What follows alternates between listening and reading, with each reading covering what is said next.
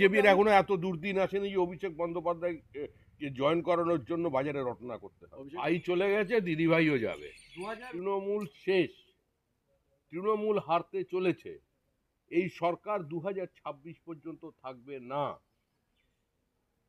বেলা শেষে একে অন্যের বিরুদ্ধে কথা বলছেন, এক তৃণমূল কর্মী অন্য তৃণমূল কর্মীকে খুন করছে। এই যে আপনি নদিয়া জেলায় এখন দাঁড়িয়ে আছেন, কজন কাউন্সিলর আছে সন্ধ্যাবেলা বাড়ি থেকে বেরোচ্ছেন, কজন পঞ্চায়েত প্রধান আছে, কজন ব্লকের সভাপতি আছে সন্ধ্যাবেলা একা পাড়ায় চা খাচ্ছেন, দেখাতে পারবেন? উনি যে একজন মস্ত বড় ডাকাত সেটা সকলেই জানে। নাম না করেও অভিষেক বন্দ্যোপাধ্যায়কে খোঁচা অভিজিৎ গাঙ্গুলির। কল্যাণী এমসে অস্থায়ী কর্মীদের বিক্ষোভ সামাল দিতে মাঠে নামলেন বিজেপি সাংসদ তথা প্রাক্তন বিচারপতি অভিজিৎ গাঙ্গুলি সহ রাজ্যসভার সাংসদ শ্রমিক ভট্টাচার্য। বেশ কয়েকদিন ধরে নদিয়ার কল্যাণীর এমসে বিক্ষোভ চলছে অস্থায়ী কর্মীদের। প্রায় 500 অস্থায়ী কর্মী তাদের বেতন বৃদ্ধির দাবিতে বেশ কয়েকদিন যাবৎ এই বিক্ষোভ কর্মসূচি করে কর্মবিরতির ডাক দেয়। তাদের সেই বিক্ষোভ সামাল দিতে এর আগে স্থানীয় সাংসদ জগন্নাথ সরকারকে মাঠে দেখা গিয়েছিল, তবে তাতেও কাজ না হওয়ায় এবার সেই বিক্ষোভ সামাল দিতে আসলেন বিজেপির তমলুকের সাংসদ অভিজিৎ গাঙ্গুলি সহ রাজ্যসভার সাংসদ শ্রমিক ভট্টাচার্য। এখানে এসে দীর্ঘক্ষণ এমসের কর্তৃপক্ষের সাথে বৈঠক করার পর বাইরে বেরিয়ে সাংবাদিকদের মুখোমুখি হয়ে রাজ্যের মুখ্যমন্ত্রী মমতা বন্দ্যোপাধ্যায় সহ অভিষেক বন্দ্যোপাধ্যায়কে কটাক্ষ করেন তারা। ভাববাচ্য কাকে বলে উনি জানেন না, প্রথম কথা সেটা আমি অনেক আগে ধরিয়ে দিয়েছিলাম। আর উনি যে একটি মস্ত ডাকাত তা দিনে দিনেই লোকের চোখের সামনে আসছে, এছাড়াও লোকে জানে। মমতা বন্দ্যোপাধ্যায় ভোটার কার্ড, উনি নির্লজ্জ, তাই এত বড় বড় কথা বলছেন। হ্যাঁ, কি বলছেন? মমতা বন্দ্যোপাধ্যায় ভোটার কার্ড প্রসঙ্গে দিল্লি নির্বাচন কমিশনের সামনে ধর্নার হুঁশিয়ারি দিয়েছেন, কি বলবেন এই বিষয়ে? যা খুশি তাই করুক। আরে ফলস ভোটার তো ওনারাই ঢুকিয়েছেন, ফলস ভোটার তো ওনারাই ঢুকিয়েছেন। কালকে অধীর চক্রবর্তী কী বলেছে শুনেছেন? ওনারাই ঢোকানো এগুলো, এবং এটা তো রাজ্য সরকারের কর্মীরাই তো এই কাজগুলো করেন, এবং এই রাজ্য সরকারের কর্মীরা কমপ্লিটলি পলিটিক্যালাইজ হয়ে গেছেন। আপনারা কিছুদিন আগে দেখবেন বিশ্বনাথ চক্রবর্তী, একজন পলিটিক্যাল অবজারভার, তিনি একটা ইন্টারভিউ দিয়েছেন একটা ইউটিউব চ্যানেলে। সেখানে তিনি পরিষ্কার জানিয়েছেন যে কীভাবে এটা হয়, কীভাবে এটা এই কাজগুলো হয়, নাম ঢোকানো, তারপর সেই নামে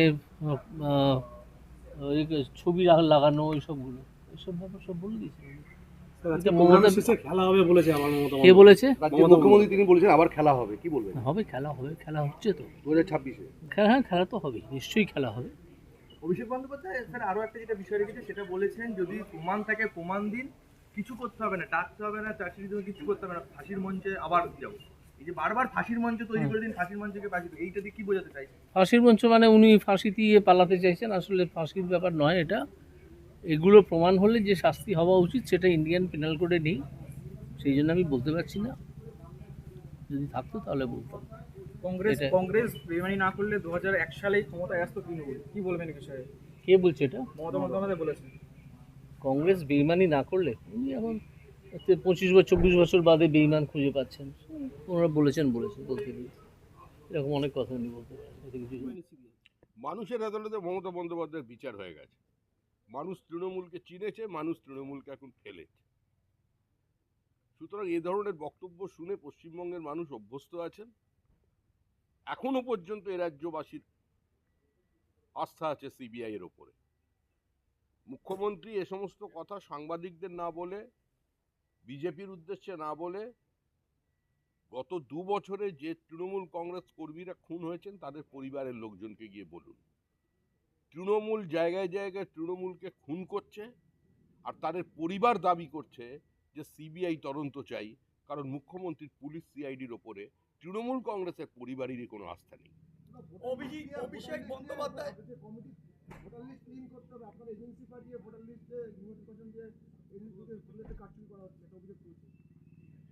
এই সমস্ত কথা শুনে রাস্তার ইট কাঠ পাথরও হেসে উঠবে। পশ্চিমবঙ্গে ভোটার লিস্টের কারচুপি অতীতে কারা করতো সেটাও মানুষ জানে, এখন কারা করছে সেটাই মানুষ জানে। উত্তর 24 পরগনা, দক্ষিণ 24 পরগনা, মুর্শিদাবাদে দাঁড়িয়ে, নদিয়ায় দাঁড়িয়ে তৃণমূল কংগ্রেসের নেতারা প্রকাশ্যে বলেছেন একজন বাংলাদেশির নামও যাতে বাইরে না থাকে।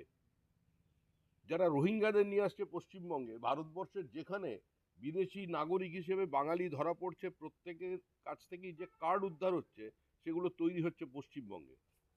সারা ভারতবর্ষের মধ্যে যত বেশি জাল নোট ধরা পড়ে সবচেয়ে বেশি পাওয়া যায় পশ্চিমবঙ্গ থেকে, মালদার একটি জায়গা থেকে।